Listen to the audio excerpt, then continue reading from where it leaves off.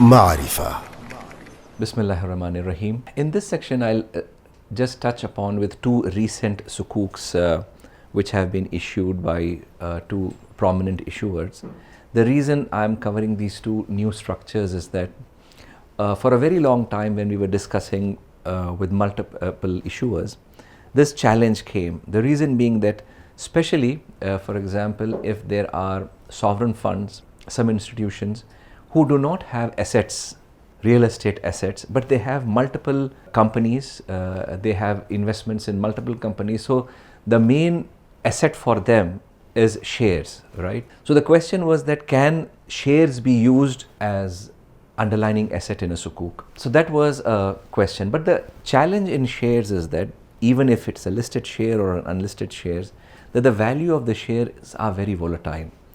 So the challenge which comes is that on a maturity or default, when there has to be purchase back by the obligor of the sukuk asset, and if the price is not fixed, then it becomes a very high risk instrument, because at the end of the day in a sukuk structure, if you want to mimic it in terms of principal plus the profit, and the principal needs to be paid back to the investors plus the profit, and if the whole value of the principal is volatile, if the underlinings are shares, so this sukuk becomes real volatile, and from a Sharia point of view it doesn't work. So that is the reason why for a very long time shares were not being used in a sukuk structure. When I say shares were not being used, meaning to say only shares not being used. Of course, in some sukuks, when we were advising the sovereign of Malaysia, there was a component of shares which was used. I think 25% of shares, Sharia compliant shares in the whole portfolio.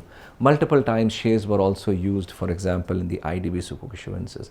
So shares have been used in the past. It was very rare to see that 100% shares are being used as only assets of the sukuk.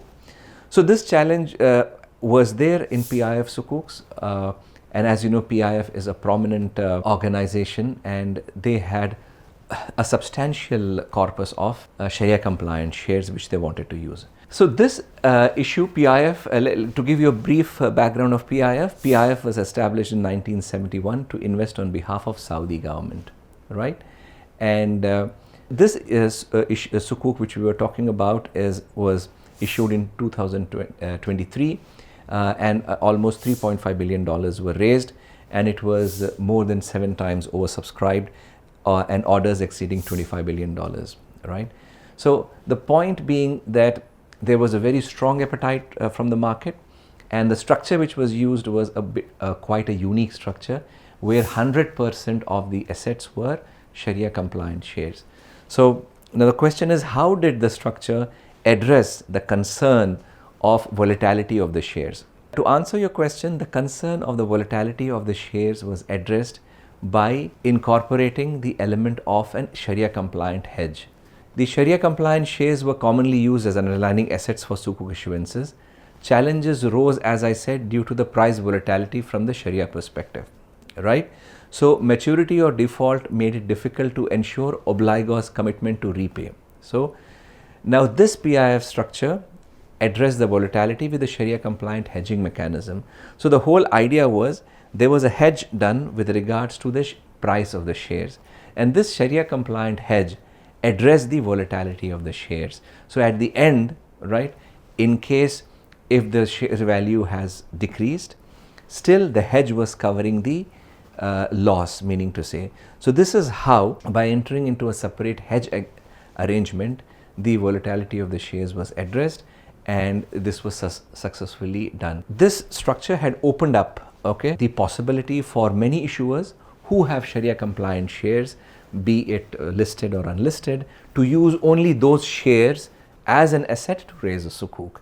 And how the volatility of the shares was addressed, because the obligor had entered into a hedging arrangement with regards to the price of the shares. So that hedging or that hedge had addressed the volatility. So even if the value of the shares on default or maturity had gone down, that hedge covered the pricing shortfall and addressed and had seen to it that the whole principal portion goes back to the investors in these 3 scenarios, which is the maturity, default or early payment. So this is how the PIF Sukuk structure was done. Now let us discuss about the Egypt sovereign Sukuk structure. This was an important structure, though from a basic outline perspective, this was a similar like a head lease and a sublease kind of a structure. Let us go through this structure. So on August 15th, 2021, Egyptian President Abdel Fattah al-Sisi ratified the sovereign Sukuk law number 138 of 2021, allowing the governments to securitize the assets and issue Sharia-compliant securities. The Sukuk proceeds were used to finance projects. Also, the state's general budget was financed through the issuance of the Sukuk. So this was the Egypt's first ever sovereign Islamic Sukuk, and it was oversubscribed by more than 4 times, with subscription reaching to around 6 billion. And the book was closed at 1.5 billion and the issuance was done. So why I'm saying this is a bit of a structure which could encourage a lot of sovereigns to use is because this structure was more a kind of a sale of manfa, okay, not the sale of an asset itself. This would address the concern of most of the sovereigns of not selling the assets to the offshore SPV, because that is a big concern for a lot of especially sovereign issuers. A leasehold-based structure addresses these concerns by ensuring sovereign assets remain under government control while maintaining Sharia compliance. Egypt's successful Sukuk structure serves as a model that can be replicated by multiple sovereign issuers. So, of course, in the past, head lease, sublease was used, but I am trying to emphasize on this structure because there was a lot of discussion on multiple points with regards to the Egypt Sukuk structure, and then it was accepted by a lot of Sharia boards.